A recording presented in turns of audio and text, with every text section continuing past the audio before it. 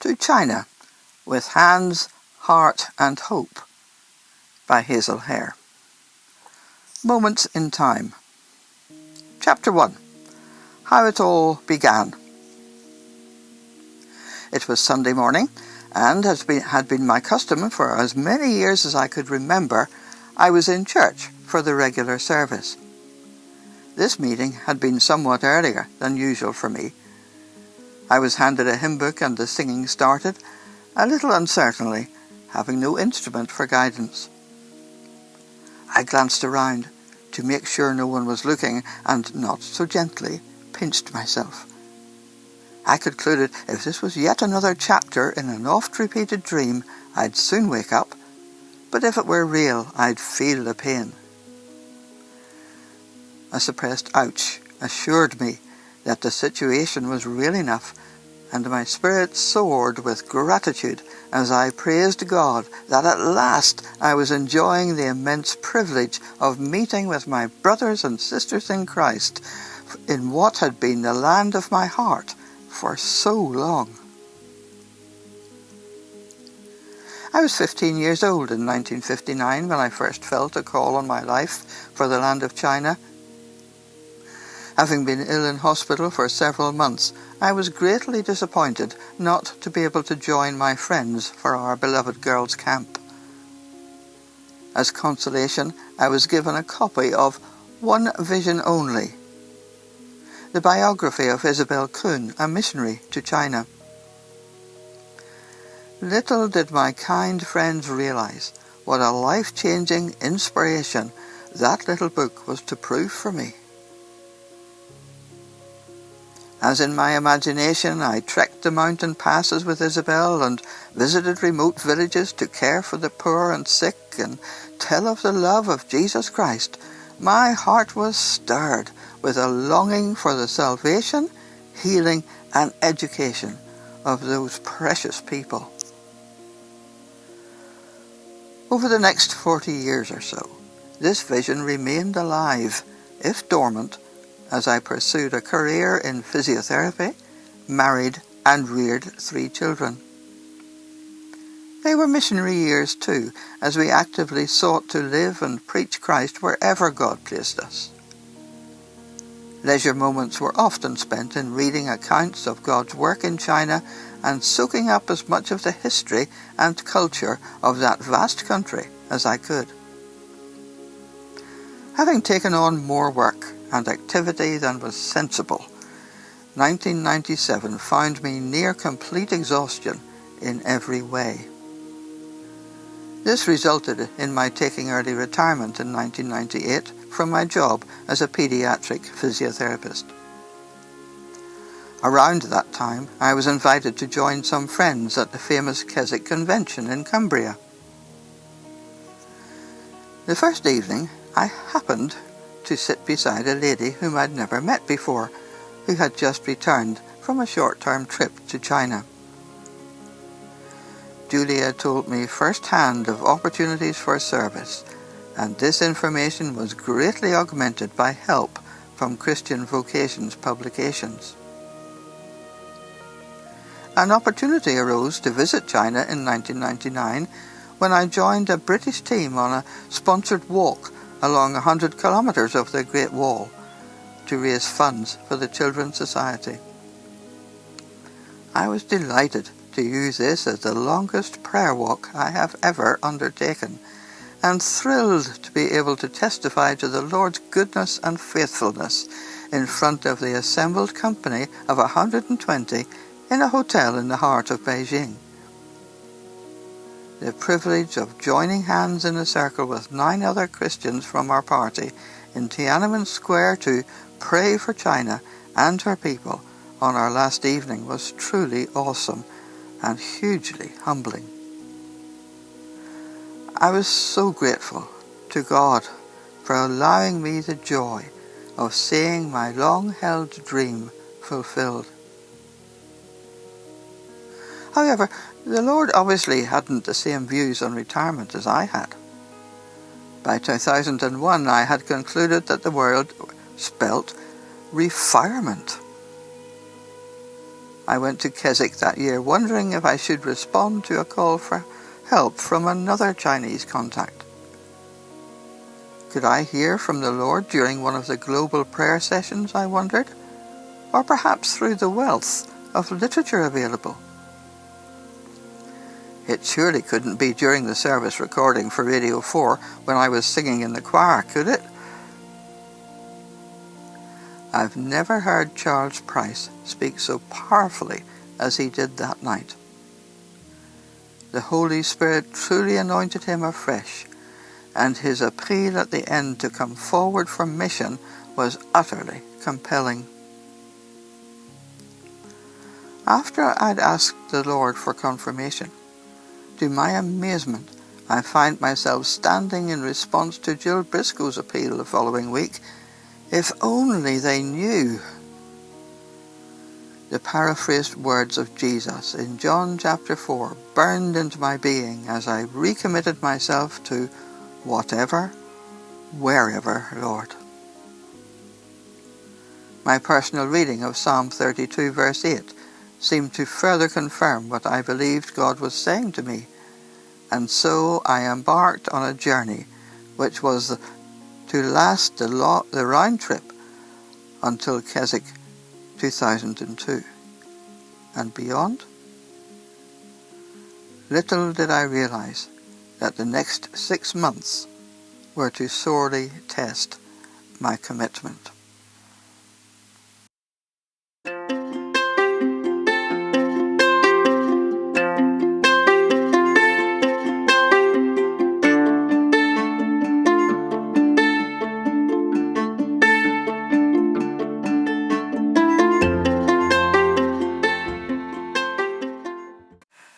Having begun this short series of readings from my little book, To China with Hands, Heart and Hope, with a brief account of my call to the work in China, we now find that things didn't go as smoothly as one would have liked or anticipated.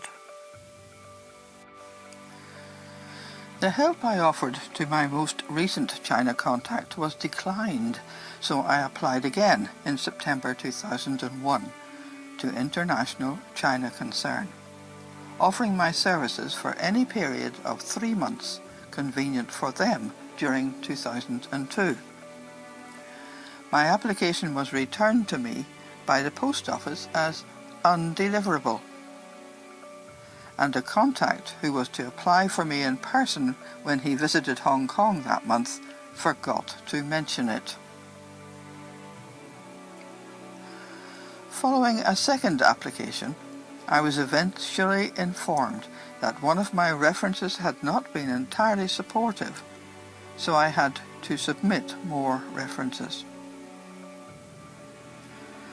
Not having heard anything by Christmas, I was beginning to wonder if I had heard the Lord correctly. I prayed that he would confirm my call yet again by providing my fare to China. Please. On the 11th of January, I received a cheque in the post, most unexpectedly, for twice the amount I needed. Praise the Lord! By the end of January, I heard that I had been selected to join a short-term team for 2 weeks in March. It was not possible to accommodate me for longer, despite the published advertisements. In the meantime, my original China contact, Julia, introduced me by email to Sally, a New Zealander who worked as the only foreigner in another welfare home or orphanage not too far from where the short-term team would be located. I arranged to join Sally for 7 weeks from the end of the short-term team's assignment, or for as long as my visa would allow. Chapter 2. Travelling Moments. I gasped with excitement as I gazed through the oval double-glazed perspex window. My eyes greedily scanned the scene below, and my brain worked overtime, trying to record and store details of Hong Kong from the air. As the aircraft banked steeply in preparation for landing, I caught a glimpse of a multitude of offshore islands with densely wooded hills edged with golden beaches, all just begging to be explored. Having had a 2-hour coach ride, followed by a 12-hour flight to indulge my imagination, the reality of the breathtaking scene below was soon swallowed up in the flurry of activity as we gathered our belongings, disembarked, negotiated baggage collection at customs, and a mad scramble for trains, buses and taxis. I decided the easiest way to get to the Salisbury YMCA was to give the address to a taxi driver and let him find it, while I digested the sights, sounds and smells of Hong Kong's amazing skyline and cosmopolitan busyness from the safety and comfort of the back seat. The opulence and spaciousness of the YMCA building was an unexpected and pleasant surprise. The preliminaries, as I was soon to learn, always take some time in the Far East, but I was eventually shown to my room, which held 4 bunk beds, a large wardrobe, a table and 2 chairs, and, to my total delight, the most inviting ensuite bathroom with hot running water. The time to enjoy the not-so-adequate facilities that I had been warned about had obviously not yet arrived. The suitcase in the wardrobe, a jacket on one of the beds, declared the presence of a previous arrival who appeared as I was unpacking. My companion turned out to be a delightful Canadian mother of 3, and since we both had arrived a day ahead of the rest of the team, we spent a great time together exploring the magnificent waterfront by night and day, and taking the ferry to 3 offshore islands, including Chungchao, where I hope to spend the last 3 weeks of my stay in the Far East. We returned to our room with barely enough time for a quick shower before the deadline to meet the rest of the team of 26. And what a mixed bunch we were too. I counted 6 different nationalities, which included a wide age range of men and women and 2 married couples. It was amazing how quickly we gelled as a team, no doubt due to the expertise and experience of our intrepid team leaders. With names exchanged and established friendships birthed, we tucked into the first of many delicious Chinese meals we were to enjoy and experience together over the next 2 weeks. Dinner was followed by a time of more formal introduction and orientation to the common task ahead.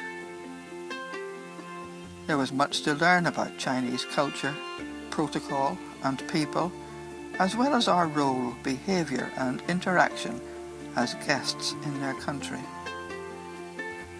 The anticipation mounted as we watched a short video of the children we will be meeting and the work we will be undertaking in the number 1 welfare centre, or orphanage, to which we had been assigned.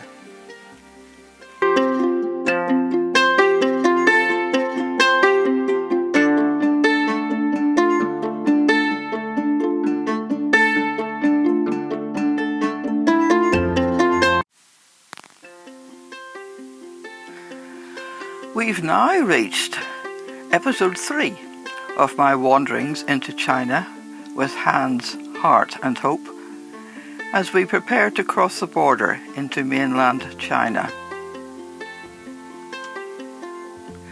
Next morning, after a tasty breakfast in a local delicatessen, we loaded our luggage onto the coach which was to take us out of Hong Kong across the border onto the Chinese mainland and to the airport to board our plane for the 2-hour flight to the interior and our eventual destination.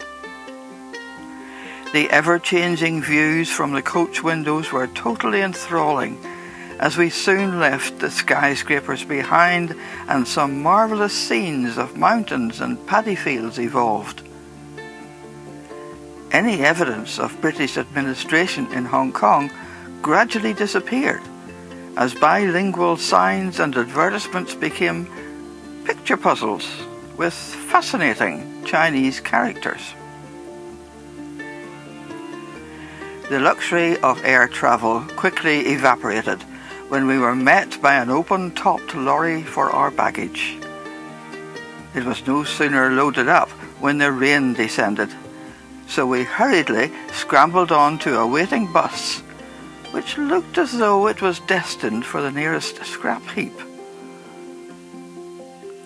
We hurled at breakneck speed for a whole hour, scattering cyclists, pedestrians and chickens alike, the driver having one hand on the horn and a cigarette and mobile phone in the other. So we felt quite safe as we clung onto our seats and each other. Apparently, the law in China says that drivers must warn pedestrians of imminent danger by sounding the horn. Well, I suppose there are a lot of people in China, and no pavements outside of the city centres. One has to be philosophical about these things, I decided. I mean, who needs Blackpool Pleasure Beach or Alton Towers when you can have the same thrilling ride on the back seat of a Chinese bus? I'm still wondering, how do they manage to steer them though, as I was not aware of our driver touching the wheel once. Still chuckling hysterically, we were shown to our rooms on the 7th floor of the welfare centre, home for the next 2 weeks. 2 twin rooms shared a common sitting area and bathroom, all of which I shared with 3 lovely Australian ladies. So running out of conversation and laughter was not something that bothered us too much. By this time, we were all feeling the effects of the inevitable jet lag after long-haul flights, so the extreme firmness of the beds went unnoticed until our wake-up call the next morning. Chapter 3. Getting Acquainted Moments. The 2 weeks that followed were a revelation to us of what God can do with a handful of dedicated men and women who share a common vision. There has been a Christian presence in this particular welfare home for 10 years, starting from very low-key, tentative beginnings to now operating a single-storey building called Oasis House, the ground floor of the main hospital block named Hope House, and the 3rd floor of an administrative block and 3 therapy rooms, 1 in each area. All this is staffed by a good number of local people, plus 9 to 11 foreign workers.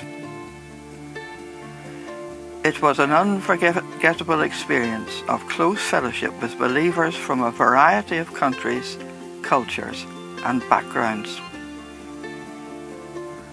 Our team was divided into small groups and dispersed around the site to help the resident staff work with the babies and toddlers in Hope House, the older disabled children in Oasis House, and the saddest place in the compound, the Room of Life, a restricted area and a school where children who were not able to go outside to the local schools were taught.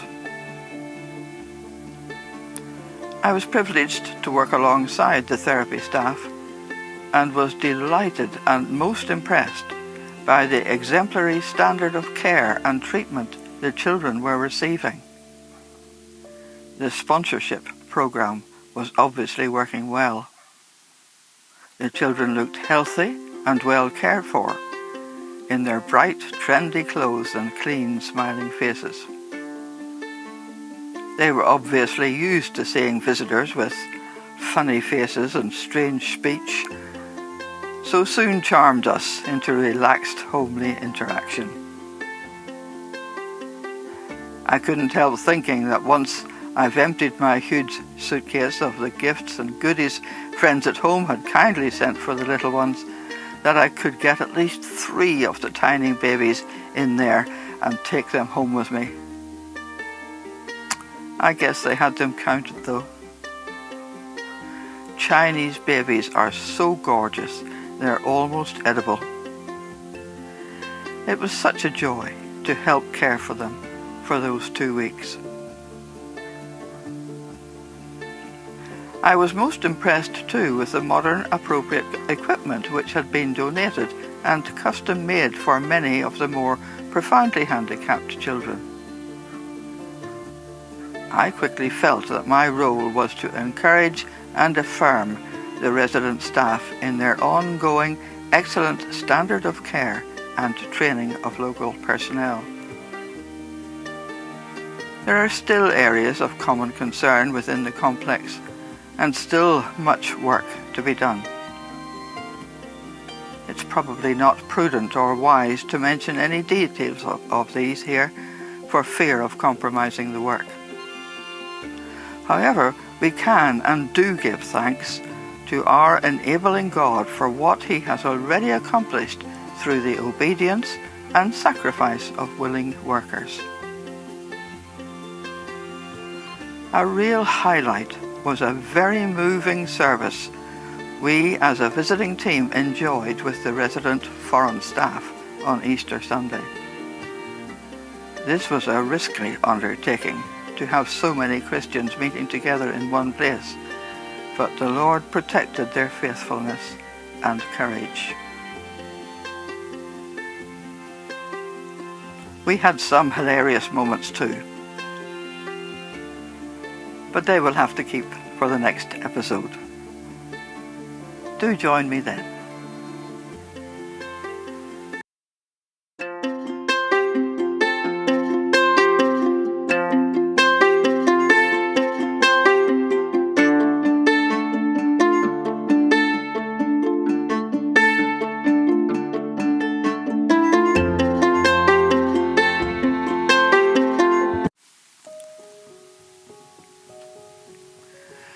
Episode 4. We had some hilarious moments too, which inevitably include girls going shopping. One of the very first things we had to get used to was the direct approach of the local people. 4 questions always came in quick succession. What's your name? Where do you come from? How old are you? And how much do you earn? I think some dear folks find it quite disconcerting when we mischievously give all 4 answers after the first question. The weather was very what we call in England mixed. I had taken few clothes and nothing to speak of for the colder days. When it rained, it was cold, and there was no central heating. I took the opportunity on our first afternoon off to go shopping in the city centre with my Australian friends to buy something warm to wear. We managed to get lost in the huge department stores, in the hidden alleyways, in the maze of streets, and even in the supermarket, where all we wanted was a packet of biscuits to have with our hot chocolate at bedtime. The others doubled up with laughter when they saw the expression on the shop assistants' faces every time I asked if they had a pair of warm trousers to fit me. Success was found at last in the largest store in town, in the men's department. One of the girls wanted a pair of shoes. She found some in a minute shop down a cluttered alley. I had charge of the phrase book, and as I was practicing under my breath how to say, "Too expensive," the shop lady of acute hearing knocked $2 off the price. We treated ourselves to a McDonald's to celebrate our bargains. It was great fun. However, I began to sense in my spirit that this placement was not the main reason for my trip to China. This impression was confirmed after I'd bidden a fond farewell to my fellow team members and was almost immediately whisked off by taxi to my second location. Chapter 4. Hands-on moments. How different in almost every way life was to become for this not-so-intrepid traveller. Sally from New Zealand, who was to be my hostess for the next stage of my sojournings, kindly met me at number 1 welfare centre and took me by taxi to number 2, as they were respectively called. As soon as we hit the edge of the city, we were into what I'd always imagined to be China proper. The rural scenery was amazing, with paddy fields right up to the edge of the road on either side. As the roads became dustier and bumpier and the potholes larger, the driving became more erratic, sending cyclists, pedestrians and chickens diving for cover. I know I've said that before, but this is a very common occurrence in China.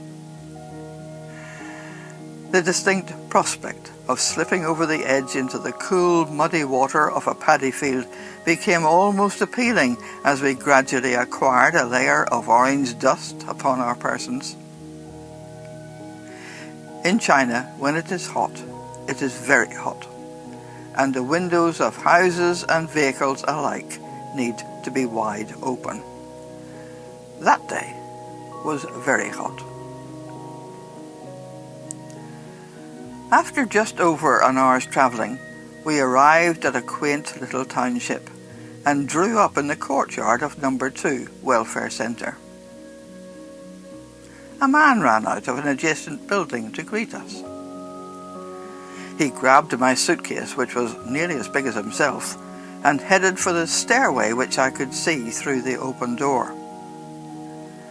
Sally told me to follow him while she haggled with the taxi driver over the fare.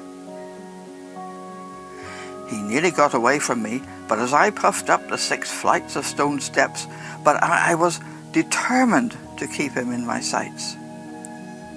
Sally followed in a few moments with a key for the front door to her flat and led us directly into a small room which served as hall, living room and dining room.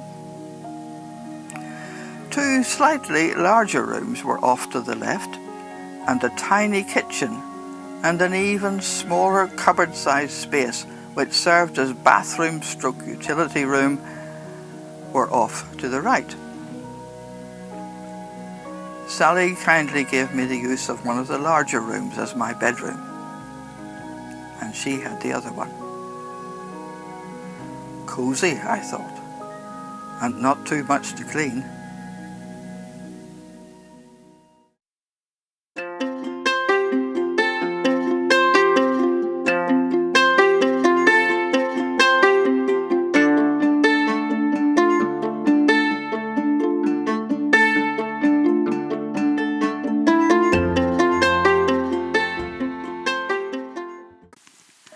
Hello! Welcome to episode 5. This time I'd like to try and paint the picture with words, mostly. The luxuries that we take for granted in Western-style living soon developed into a memory of extreme and embarrassing decadence, as I was launched into a world of firm bamboo and coconut matting beds, hard wooden chairs, bare concrete floors and lime-washed walls to which every picture or poster refused to stick. The bathroom and kitchen were even more basic than my camping facilities at home, and the tap water undrinkable as it came straight from the nearby river. A gas water heater served the shower head, which was strategically poised over a recessed hole in the floor, which doubled as our toilet and waste disposal unit. Imprints of Chinese-sized feet on either side of said aperture made further instruction unnecessary. The electric wiring looked positively dangerous, but we were grateful for the solitary bare light bulb in each room. All our food was cooked on a 2-burner gas hob, after being bought fresh from the market daily. If our meals when at number 1 were an interesting experience, then the meals that Sally produced were often an audacious experiment, a different creation practically every evening, but all equally delicious. I don't know how she did it. I opted for the job of washing up and managed to lose only 1 spoon down the loo. From the tiny balcony off my bedroom, which was also our clothes drying area, we had extensive views over the little township, to the river, the school and the inevitable temple. It also served as a grandstand for the incessant firecracker shows, which marked every occasion imaginable, from birth to deaths, new businesses opening, building stages completed, exams passed or failed, ancestral anniversaries to present-day birthdays, etc. I don't know about frightening off evil spirits, but at first I wanted to duck and look for cover. It took me a while to remember each time that I wasn't being caught in the crossfire of some civil conflict. These shows seemed to be more noticeable after 11 at night for some reason.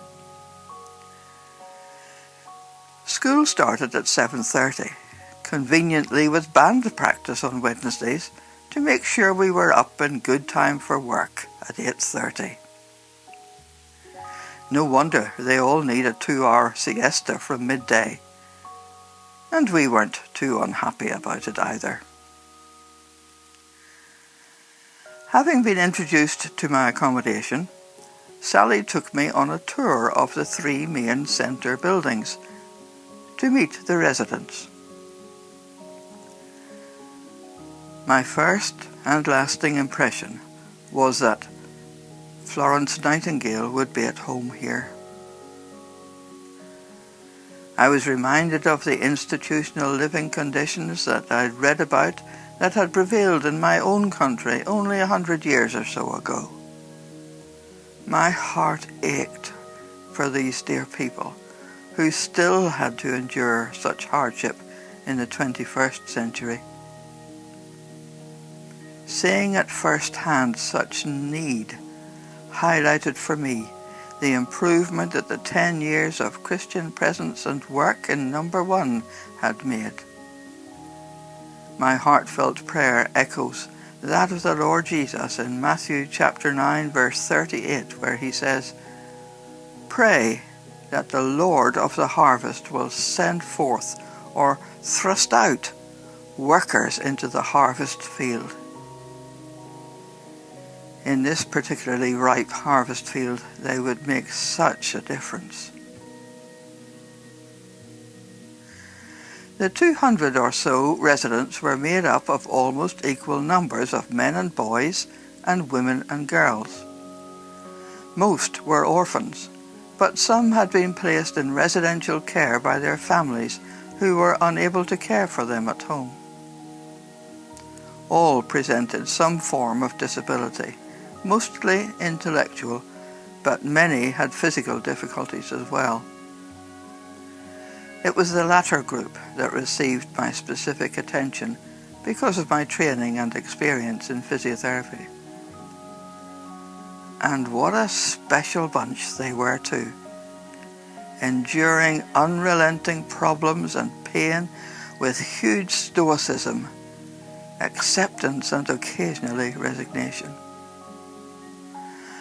Long-standing untreated conditions which could have been helped or rectified by sometimes the simplest of procedures and attention had been neglected, resulting in serious permanent deformity. The work was strenuous and difficult with negligible resources. But the patients were so embarrassingly grateful that someone was giving them individual attention and trying to help them. Anyone with a disability or handicap of any description is considered to be ugly in China and consequently rejected by society as being of no value, especially if they are unable to work to support the family income.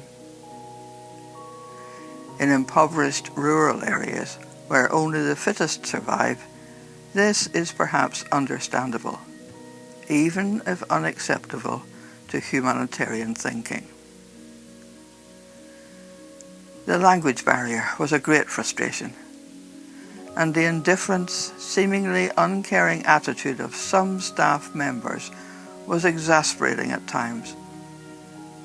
But the willing cooperation and endeavour of the patients more than compensated for that. Specific appropriate exercises and routines were taught to those with cerebral palsy and strokes who were well enough to carry out their own treatments. Similar programs were given to staff members to do with the more profoundly handicapped. Staff training was carried out with the able assistance of a 21-year-old girl, a university graduate, who was the only member of staff that could speak any English. We tried both practical and theoretical sessions, but were not convinced of their value because of the intransigent attitudes. Sadly, the workers are paid so poorly that there is little incentive to take on what they would consider as extra work. However, everyone was very pleasant and friendly and seemed to appreciate that we had come a long way to try to help them.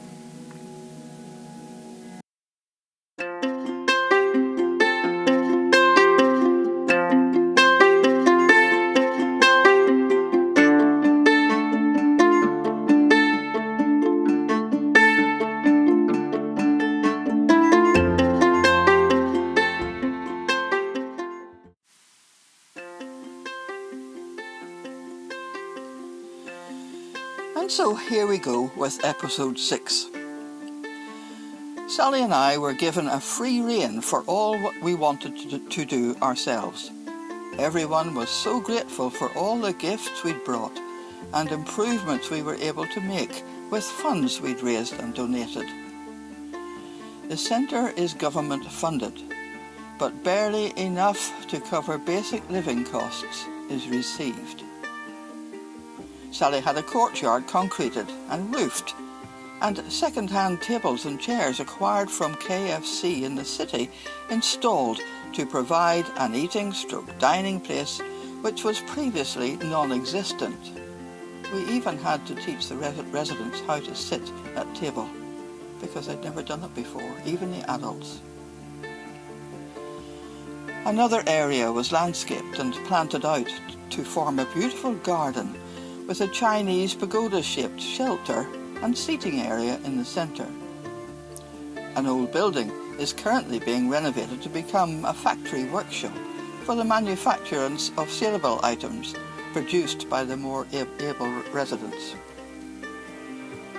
20 new beds have been purchased and installed, as well as large wall mirrors for a room designated as a therapy room. This will double as the hairdressers. Specifically, I had taken with me several hundred toothbrushes and tubes of toothpaste, which had been kindly donated by a dentist friend. A young orphaned man with a mild disability who was brought in by the police because he had no ID card has been given a job of supervising teeth cleaning every morning. He is intelligent and keen to learn English and computer skills, so I was pleased to leave a year's wages for him with Sally on condition that he emails me every month in English. If he does well, the centre leaders have promised him a more permanent job when the year is up. Personally, I find Sally's sign language and communication skills classes very helpful. They help me no end with mine. Various leisure programs and pursuits have been implemented and other training classes and activities initiated.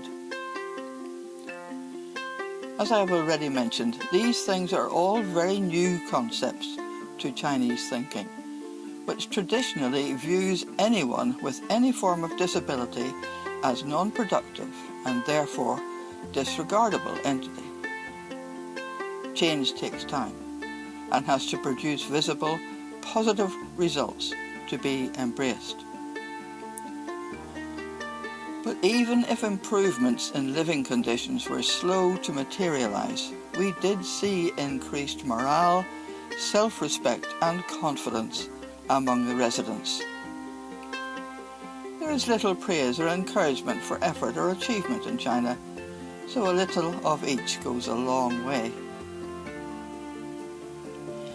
The young 15-year-old girl who had been abandoned on the roadside by her elder brother, having been brought in from the country 4 years previously, progressed from a frightened little girl who found solitary refuge and security by spending her waking hours shut in the bathroom, to a shy but bright young lady with an endearing smile and ever-increasing social vocabulary. Her untreated spasticity caused by cerebral palsy had resulted in severe contractures in all limbs. She was now beginning to maximise her residual movements, enough to feed herself and propel her wheelchair a little. The daily physio and social hour, which she shared with 2 other girls, was slowly proving mutually beneficial in areas of social and physical development.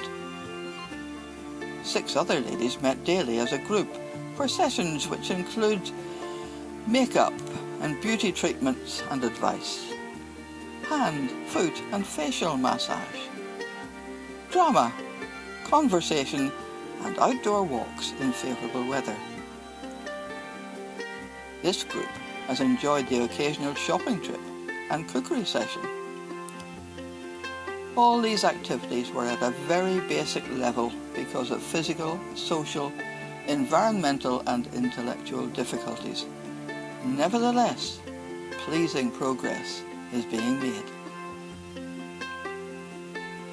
The top floor of a 3rd building within the compound housed about 30 babies and toddlers. The few who were free of hepatitis or deformity were available for adoption. I had the privilege of treating 2 little babies. One had Erb's palsy due to a birth injury which left her right arm totally paralysed. The other was a baby boy who'd been abandoned at 3 weeks because his feet were turned in. This deformity is totally correctable, and through splinting and passive movements was showing improvement within a few weeks. The sad thing is that we don't know who his parents are to return him restored.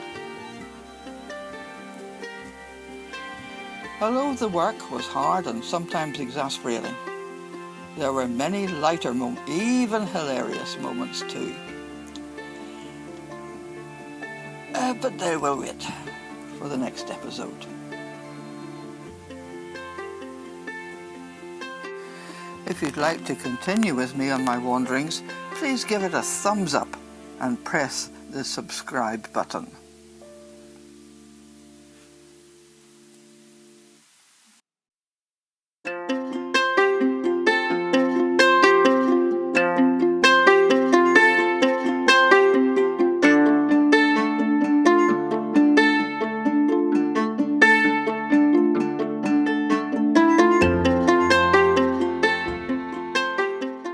A sense of humour is a distinct advantage in many situations. One of the naughtiest moments was when a 9-year-old boy with epilepsy and associated problems stood at the top of the stone staircase and urinated on the milling throng below, adjusting his aim so that no one could escape.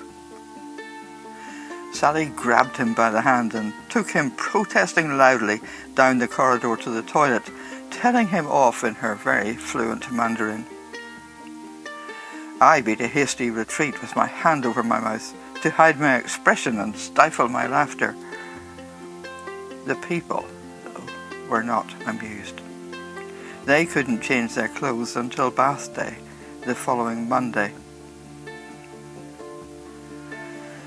Another example where my warped sense of humour came to my rescue was when I was called to meet a uniformed contingent who had arrived by coach to present a handsome donation to the centre.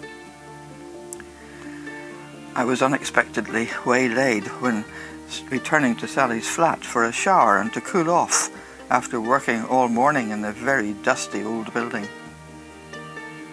I was taken in my scruffy jeans and t-shirt to a conference room where the visitors were neatly arranged around the edges of the room, politely sipping Chinese tea and eating nibbles, as I patiently waited for the arrival of yours truly to give the speech of acceptance. How the Chinese love these prolonged formal occasions. Every detail is faithfully recorded for posterity, whoever he is, by Polaroid, video and TV cameras. I was so grateful for my faithful interpreter at my elbow, especially as I couldn't see a thing. The moment I entered the room, my glasses steamed up, and despite my many attempts at cleaning them, stayed that way for the duration of the occasion. It had to be the longest 1.5 hours of my life. Chapter 5. Exploring moments. If that was one of the most embarrassing moments, the most hilarious had to be when Sally and I spent 5 days and 3 nights on a Yangtze riverboat, sharing a 6-berth cabin with 11 workmen plus all their worldly possessions. We were just settling down to enjoy a leisurely cruise up the river, appreciating the sights of the ever-changing terrain as we headed for the famous 3 Gorges, when we were joined by the men. 2 men climbed into each of the remaining 4 beds, and the other 3 men arranged themselves uncomfortably over the baggage, which occupied every inch of available floor space. They must have been very tired, as most of them fell asleep immediately, even though it was mid-afternoon. We soon discovered that we were not alone in having excess company. Being a national holiday, every available nook and cranny on board seemed to have a body in it. Our men proved to be very affable and friendly. They were even protective of Sally and me. If any of their visiting colleagues sat on our beds or blew cigarette smoke in our direction, they were soundly told off. Sally could converse in Putonghua with one of the men. The others were confined to their local dialect. We even taught them a card game or 2. This lack of privacy and body space was fast becoming a less irritating habit as we got used to it. The boat trip had been preceded by a 2-hour journey by train, which was so crowded that I could have fallen asleep standing up and I wouldn't have moved from the vertical position. There would even have been a convenient shoulder to rest my head on had I been so inclined. This trip was followed by an interesting 2-day stay in Chongqing and a 2-night and 3-day return journey on a hard sleeper train. After spending 5 out of 7 nights sleeping in our clothes, home, shower and bed never seemed so welcome or luxurious. Eating out was an interesting gastronomical experience, especially when we were transported to the chosen restaurant on the back of motorbikes. We elected to walk home after dinner after our hosts and drivers had had a few beers. Our staple diet was chiefly rice and vegetables, with sometimes a little meat, mostly chicken or the Chinese favourite, pork fat. We had no fridge, so our supplies were purchased daily at the nearby market. It was great to mingle with the local people on a daily basis. Sally and I were the only foreigners in the township, and since privacy is not something that the Chinese do, our movements and lives were an open book. This was totally tolerable because it was reciprocated by the openness, friendliness and helpfulness of everyone we met, from shopkeepers to taxi drivers to colleagues at work. Having mentioned 3 of the modes of transport that we used reminds me of some of the others. A motorised rickshaw, a cable car, and that unforgettable drive from the airport. However, the most exhilarating ride had to be the local country bus. Occasionally we had to take to the farm tracks if there happened to be a roadblock ahead checking drivers' licenses. Between rubbing my bruised head and retaining my breakfast, I managed to see a little of the passing countryside, an experience not to be missed. One which I enjoyed, or should that be endured, every time I went into the city and on Sundays to church. Most of our getting about had to be on foot, especially when we were invited for a meal at the home of any of the Christian folk, as they tend to live in houses in the middle of nowhere, surrounded by paddy fields. I think my pleasing weight loss can be attributed to these excursions, possibly because of the added anxiety factor. Slipping off the hedge of an extremely narrow path into a definitely not so inviting paddy field, just waiting to catch the unwary. How the local people manage to cycle these paths I'll never know. However, the effort was always worth it for the warm welcome received.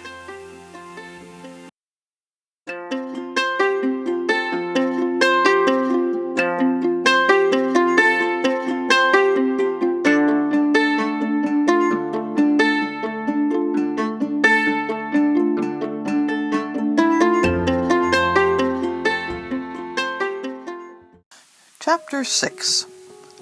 Fellowship Moments. The highlight of my time in China had to be the amazing fellowship with local believers. Having left the secure and spiritually comfortable environment of our first location, I was excited but perhaps a little apprehensive about being potentially on my own as a Christian in a totally secular place. As it happened, I arrived at my new home on Thursday and found myself meeting with local believers on the following Sunday. Amazingly, within 1 week, I was having one-to-one Bible study with the only Chinese Christian who could speak English. I felt it was a real miracle, and I was so overwhelmed by such a sense of privilege and gratitude to the only one who could have arranged it. That first Sunday, I rejoiced with those gathered to hear 7 new believers testify to their faith in Christ as they were baptized in obedience to His word. There were about 100 of us who shared in communion afterwards. The little church is so remote. It's a barn in the middle of a paddy field, reached by a muddy path, that they baptized and shared communion only 3 times a year. The service was followed by a shared lunch in the church. My praise and worship soon changed to prayers of intercession as I fervently asked the Lord for gastronomic protection and increased health for my immune system. I think that prayer was provoked by the dear brother with a single front tooth next to me, who sucked his chopsticks clean before placing a piece of Chinese delicacy, pork fat, ceremoniously in my rice bowl. I trust my expression of thanks in much practiced Mandarin seemed more sincere than it actually was. I had the privilege of joining that delightful group of brothers and sisters for 7 consecutive weeks. Invitations to meals in different homes and the kindness and hospitality shown out of their obvious poverty and need was truly overwhelming. Who needs language when we can enjoy fellowship like this? Was a reoccurring thought. It was quite incredible how we communicated without understanding a word. Admittedly, my English-speaking friend came to my rescue on occasions, especially when I was asked to preach the following Sunday. On feeling a nudge in my spirit that to preach would not be wise, a compromise was found through my writing out my testimony and what I hoped was a little word of encouragement for the church. The script was then translated by Sister L, and she read it out to the assembled company the next Sunday. Having been prevailed upon to sing a solo, a dubious rendering of Blessed Assurance was recognized by a lady at the back who announced the number in their hymn book, and everyone joined in with gusto. During the week, Sister L and I continued our study of the Book of Ruth.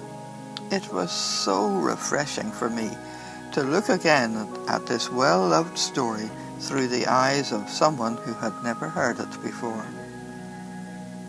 My sister translated the study 1 page at a time and passed each one in turn on to the church leaders. Chapter 7. Hope for China Moments. Since coming home, I've been able to send some more small group studies published by Christian Women Communicating International and Women Aglow on the Gospels, Genesis, prayer and the Word via a short-term team member who recently visited. A missionary friend will have the translated studies published locally and distributed among the believers nationally. From Inner Mongolia in the north to Hainan Island in the south to Taiwan in the east. I pray that the Lord will protect and use this small venture for His glory and the building up of the saints in China. I was delighted to be able to leave a monetary gift for the little church and another for the translation work. There are 5 Chinese sisters at least in this small church who will be key people in forming Bible study groups. They will also encourage others to reach out to their not yet Christian neighbours and friends by means of hospitality-based evangelism and areas of common interest. They are just ripe for Christian viewpoint or activate ideas and resources to be used in low-key ways. since public witness outside the church building is prohibited and severely punished. So hospitality-based evangelism really works. Everyone, no matter how poor in China, has access to a TV and video or DVD player, so videos with little or no speech and lots of mime, for example Mr. Bean type, are ideal for the many in church and community who are illiterate and very restricted to their local dialect. It is so useful to be able to harness modern technology for the Lord's work. I was very grateful for the email facility found in every town, where I could keep in weekly contact with praying friends back home. And how I needed their prayers, and indeed felt the power of them.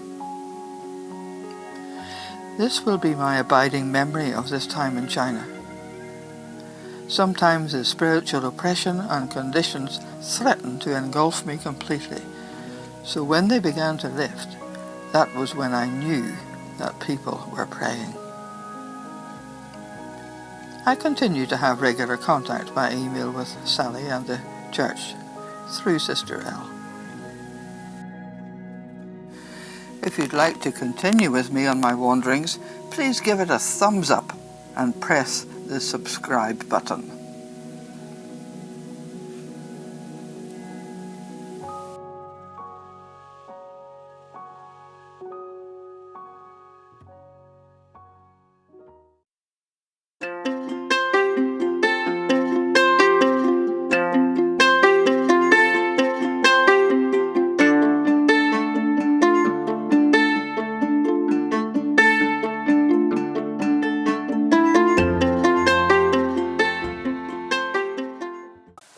Chapter 8.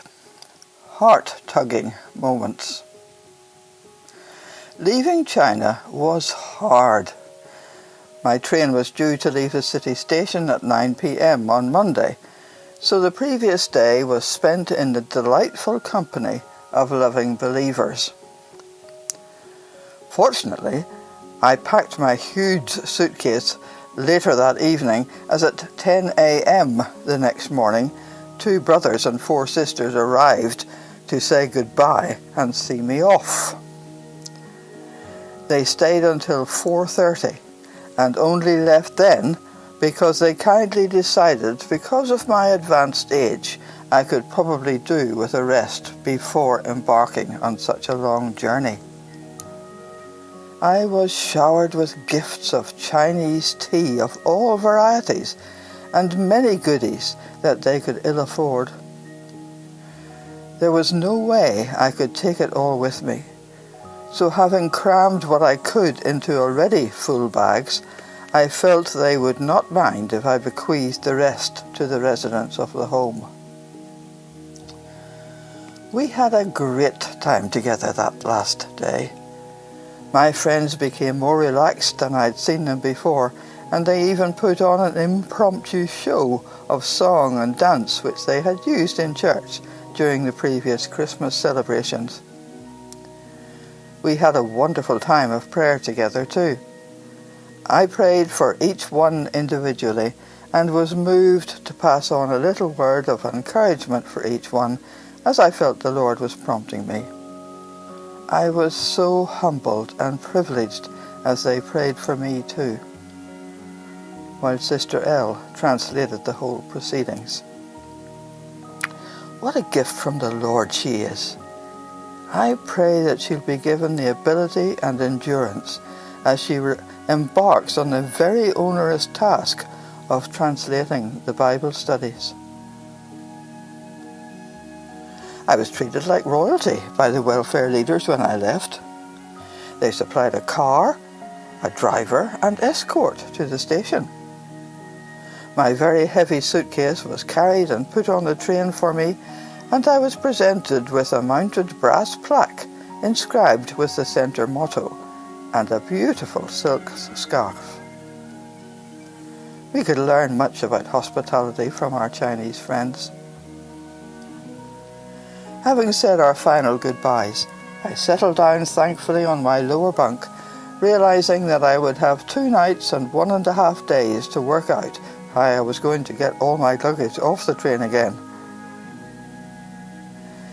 It turned out to be a case of when all else fails, pray. Lo and behold, when I arrived at my destination, there was a little man with a trolley coming down the train corridor towards me. He grabbed my suitcase, which probably weighed more than he did, and whisked us both through the milling crowds, up and down at least 3 steep stone staircases, and plonked me and mine at the entrance to customs. I paid him twice the going rate, though he would have liked more, and proceeded at a more sensible and sedate rate along the short distance between China and Hong Kong, praising and giving thanks to God all the way for answered prayer. It was a comparative dawdle negotiating several changes on the Hong Kong Metro and short taxi drive, which brought me to the ferry bound for Chung Chau Island, my next destination. Chapter 9. Refreshing Moments. Bethany Retreat Centre had been recommended to me by my friend Liz Franks, and I am so grateful. The care and hospitality were wonderful in the beautiful, tranquil setting far above the bustling fishing village, with magnificent views over the sea from all sides. Liz did forget to warn me, though, about the steep hill up to the centre, but a kind Filipino gentleman by the name of Ding met me with his trolley and patiently hauled me and my luggage up to the entrance, where he offered me a welcome drink of iced cold water. The humidity was such that every time I stepped out of my air-conditioned room, my glasses steamed up. However, the following 3 weeks were unforgettable. I felt thoroughly pampered by the Lord through His people and the beauty of His creation. It was a time of rest, restoration and revival, physically and spiritually. I truly felt the benefit of this time, even though I'd only been in China for a couple of months. I appreciated that such times of refreshment are a necessity rather than a luxury for those dear brothers and sisters who expend their lives in the service of the Lord and His people in an alien culture and climate. How grateful we all are for Rob and Elaine, who had a vision for that place in 1987, and how they need our prayers as the work of necessity is expanding to meet growing needs. The urgent requirement for more staff to keep the centre viable needs to be paramount in our prayers. It was great to meet so many of the Lord's people from all over the world during my stay there, as they passed through making use of this important facility. Little did I know that lasting friendships and international networking resources were being birthed.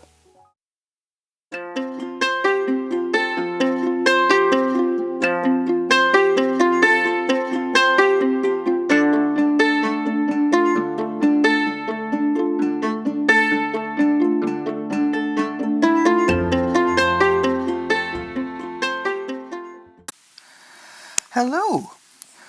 Well, we've come to the final chapter in this first series of wanderings, with a brief evaluation of my introduction to the people and culture of mainland China.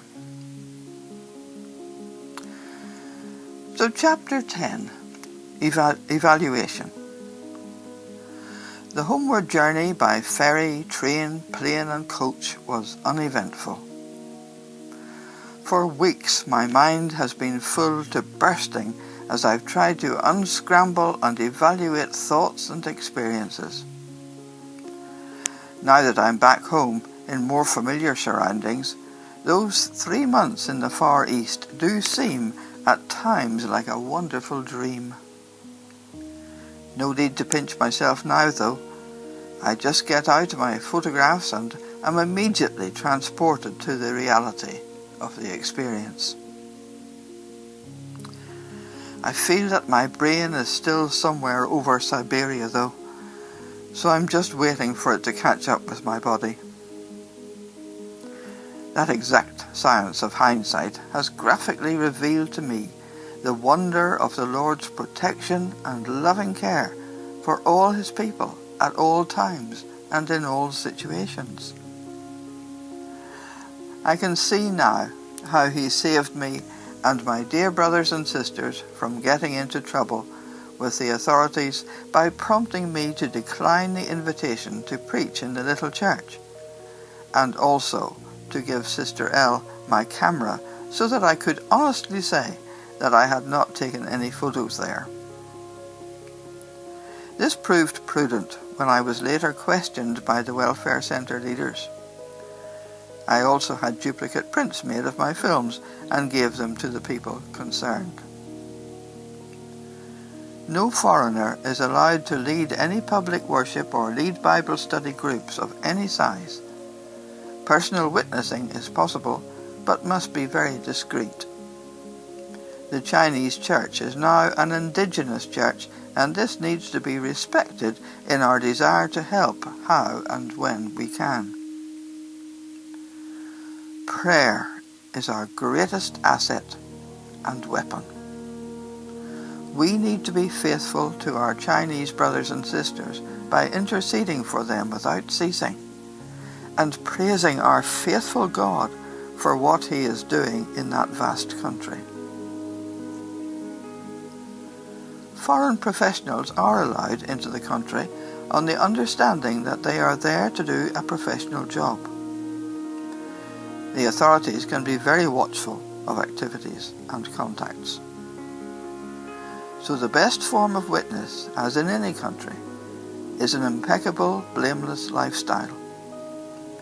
Any professional who is willing to work within the set limitations and to have love and a deep compassion for the people they are serving is open to be used by God, so long as they are aware of the vital need for total reliance on him for wisdom and discernment. Being a foreign national in China today is, as they say, a steep learning curve. The overriding emotion is a deep sense of gratitude and humility for being given such a privileged opportunity to see God at work in his world, and to feel in a very real way the power of prayer. This is something that will stay with me for the rest of my life. The future? Only God knows. It's in his hands. I know I wouldn't want it to be anywhere else. I also know that I want to be part of his plan, whatever, wherever, and whenever. I am available for use at his discretion and direction, or not, as he wills. So my hands are at home, but my heart is in China, and my hope is in my Lord.